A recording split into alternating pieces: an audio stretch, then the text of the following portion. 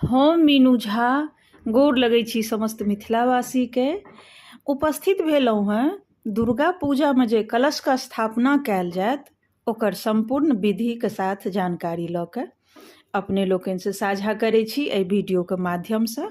सब गोटेके दुर्गा पूजाके बहुत बहुत शुभकामना। जय माँ जगदम्बा।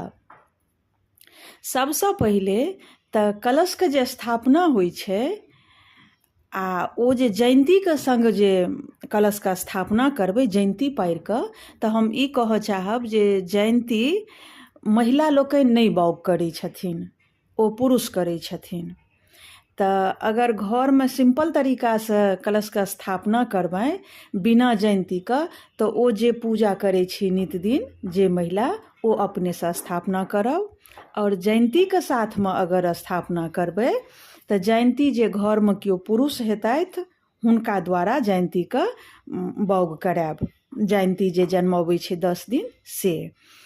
आ जयन्ती जे अगर पारबै घरमे तऽ नित दिन पाठ करऽ पड़त। तऽ पाठ घरमे चाहे केओ पुरुष करथि या पंडित राखि कऽ करी। लेकिन अगर बिना जयन्तीके कलशके स्थापना करबै तऽ ओ अपनेसँ करब। कलशके स्थापना करैके लेल एकटा लोटा लेब, चाहे तांबाके हुए या पीतलके हुए, ओहिमे जल भरि के गंगा जल दऽ के पाइ सुपारी दऽ कऽ आमक पल्लव दऽ देबै आ नारियल राखब ओहिपरमे। नारियलमे ललका कपड़ा लपेट कऽ ओहिपरमे राखब कलशपरमे। आ लोटामे एकटा धागा रक्षा सूत्र बान्हि देबै, सिन्दूर पिठारके थप्पा लगा देबै लोटामे या स्वास्तिक पारि देबै लोटामे। आ चौकी परमे जतऽ पूजा करब, जतऽ भगवतीके फोटोके स्थापना करब, ओही ठाम कलशके राखब।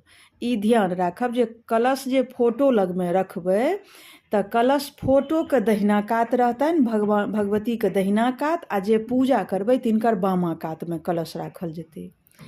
आ अखण्ड ज्योत अगर जरबऽ चाहब 10 दिन तऽ ओ दहिना कातमे स्थापना करब। अपन दहिना कातमे जे पूजा करब तिनकर दहिना कातमे अखण्ड ज्योतके यानी कि दीप जे राखब से। और ओकर बाद पीढ़ी परमे जे चौकी रखबै ताहि परमे ललका कपड़ा बिछा देबै, ई तऽ सब बुझै छियै। आ फूलसँ अपन सजा देबै, भगवतीके चुनरी देबनि, हुनकर सबटा श्रृंगारक चीज ओतऽ राखब। कमसँ कम 5टा हेबाक चाही। पान सुपारी राखि देबै, 5 रंगक फल राखि देबै पूजा दिन। और फूलके माला, धूप दीप, ई सब तऽ सब केओ बुझै छियै। एही तरहे भगवतीके पूजा हेतनि 10 दिन।